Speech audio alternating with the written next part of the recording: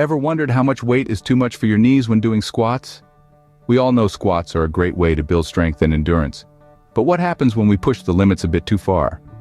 Excess weight during squats can lead to some serious knee issues, turning this beneficial exercise into a potential health risk. Today we'll delve into this topic, shedding light on the potential harm that excessive squat weight can cause to our knees. So, let's dive in and get to the bottom of this squat weight mystery. First, let's understand how excessive weight affects our knees during squats. Imagine your knee as a hinge. It's a complex structure of ligaments, tendons, cartilage, and bones, all working together in harmony.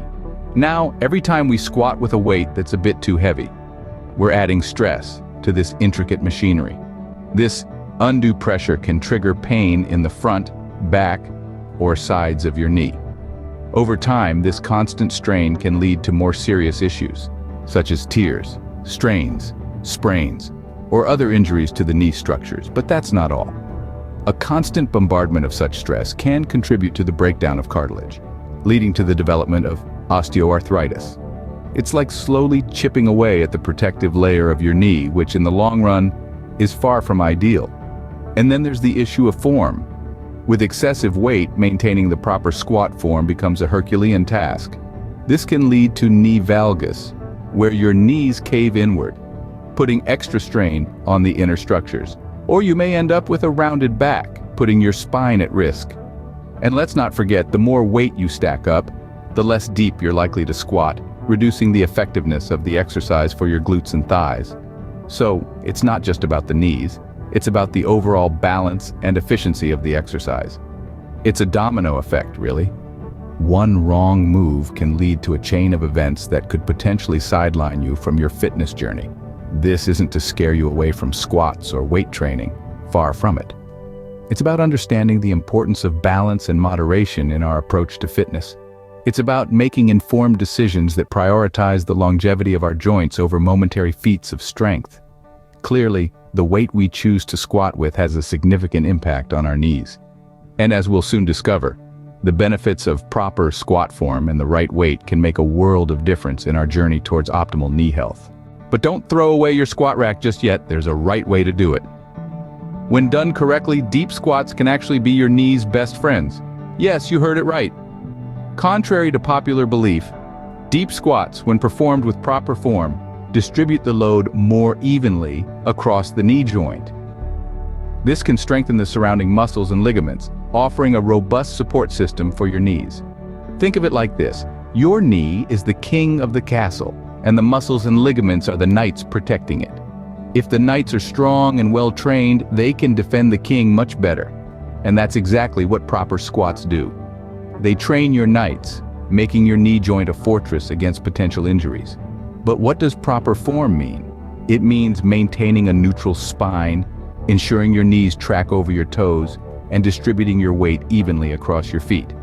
This way, you're not just protecting your knees, but also maximizing the effectiveness of the exercise for your glutes and thighs. It's a win-win. So, while it might be tempting to show off with those heavy weights, remember, it's not about how much you can lift, but how you lift it. Proper form trumps heavy weights any day. After all, what good is lifting heavy if you're sidelined with an injury? Remember, it's not about the weight you lift, it's about how you lift it. So how can we squat safely and protect our knees, you may ask? Well, the answer lies in a combination of smart strategies and mindful techniques. First off, start with lighter weights. There's no need to be the proverbial Hercules on day one. Gradual progression is the key to strength and conditioning. As your body adapts and your muscles grow stronger, you can gradually add more weight. But remember, Rome wasn't built in a day, and neither is your squat game. Next, focus on proper form. Let's get one thing straight. Good form is always, and I mean always, more important than lifting heavy. So keep your spine neutral, make sure your knees are tracking over your toes, and distribute your weight evenly across your feet. This will ensure that your knees are protected and your squats are as effective as they can be. Now, let's talk about warming up and cooling down.